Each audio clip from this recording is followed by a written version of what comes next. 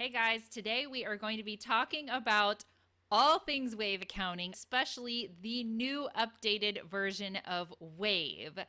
I'm Melissa Whaley, virtual tax advisor for online and creative businesses. If you're new here, then you will see that I know a thing or two about Wave accounting. I have been using it for a long time. I love this program and I do a lot of videos on it. But this year has been crazy in a good way in that they have done massive updates to the program and they have a completely new user interface, completely new features. And so, especially for people who've been using Wave for a while, they are freaking out a bit. They don't know what to do. All of your workflows are messed up. So today I am here to break this down for you and make it a lot easier for you to actually accomplish your goals in Wave accounting. So let's dive into the program.